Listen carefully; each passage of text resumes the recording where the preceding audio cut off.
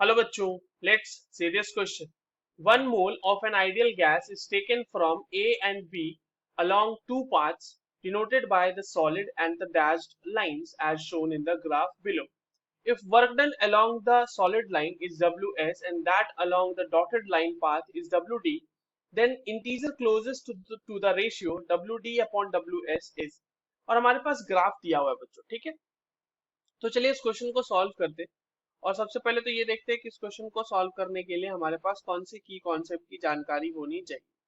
देखो ये जो सवाल है ये हमारे पास वर्क डन का कैलकुलेशन का सवाल है, तो हमें वर्क डन का कैलकुलेशन ही आना चाहिए इस क्वेश्चन को सॉल्व करने के लिए।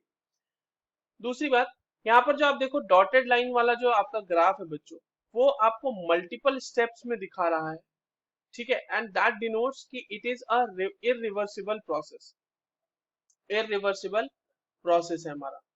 वहीं पर जो आपका सॉलिड लाइन है, सॉलिड लाइन वाला जो ग्राफ दिखा रहा है वो आपका एक रिवर्सिबल प्रोसेस को डिनोट कर रहा है, रिवर्सिबल प्रोसेस, ठीक है। तो चलिए एक एक करके इनके लिए हम लोग वर्क डन कैलकुलेट कर लेते हैं। सबसे पहले तो डॉटेड लाइन की अगर हम बात करें तो WD will be what, summation of P delta we, ठीक है। पी डेल्टा वी हमारे minus P delta we obviously, जो हमारे पास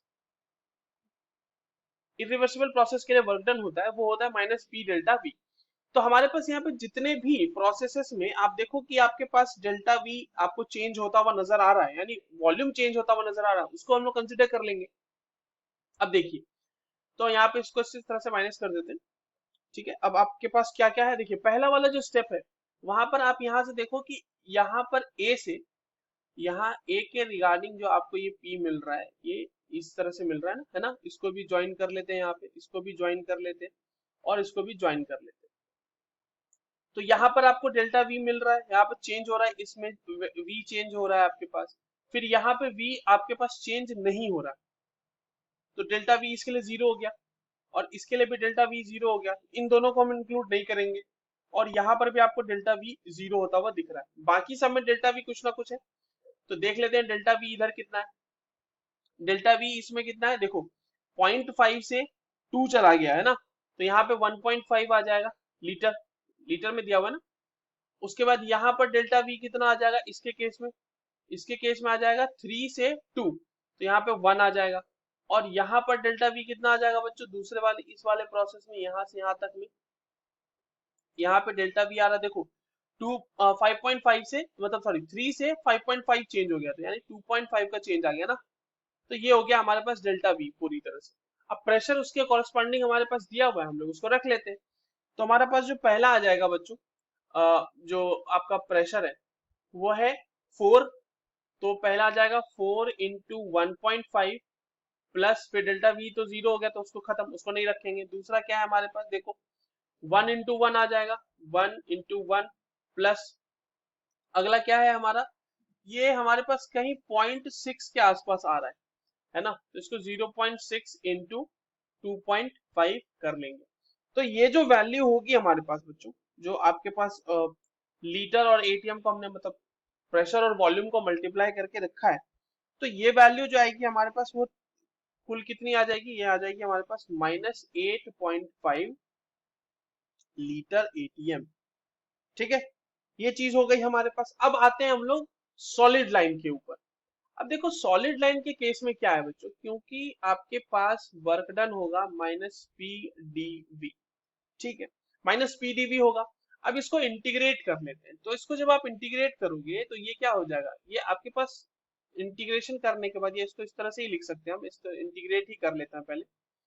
तो ये हो जाएगा V1 से लेके V2 के लिए अगर हम इसको इंटीग्रेट करें बच्चों, तो यहाँ से देखिए आप -P जो है वो बाहर निकल, इसको इस तरह से लिखते हैं माइनस, और P को मैं लिख देता हूँ R, क्योंकि नंबर ऑफ मोल्स हमारा 1 है ना, तो उसको N को नहीं लिख रहा मैं यहाँ पे, तो RT अपॉन V लिख सकते हैं, PV is equal to NRT से DV, ये हो जाएगा V1 से V2, ठीक है।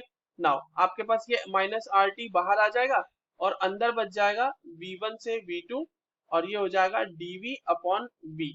तो इसका इंटीग्रेशन क्या होता है बच्चों, इसका इंटीग्रेशन होता है -RT ln V2 upon V1, ये आ गया हमारे पास।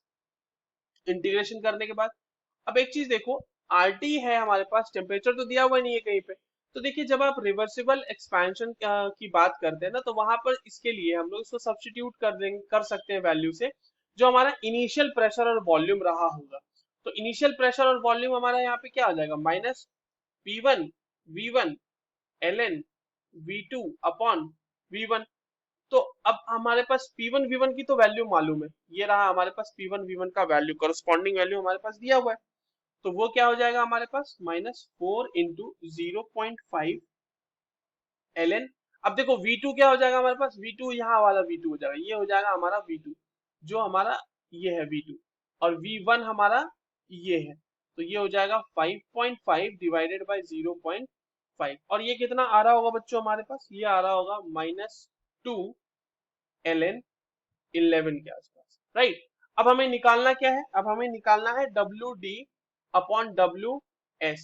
तो WD हमने निकाला -8.5 लीटर एटीएम, अच्छा ये भी हमारा लीटर एटीएम में ही आ रहा है, right, divided by -2 ln 11 litre ATM. और जब आप इसको, अब देखो सिंपल मैथ्स है यहाँ पे बच्चों, और जब आप इसको सॉल्व करोगे ना, तो ये वैल्यू अप्रोक्सीमेटली 1.78 के आसपास आती है। और हमें क्वेश्चन में पूछा गया है कि नियरेस्ट, हम क्लोजेस्ट इंटीजर बताना है, तो इसका क्लोजेस्ट इंटीजर तो 2 ही हो जाएगा ना।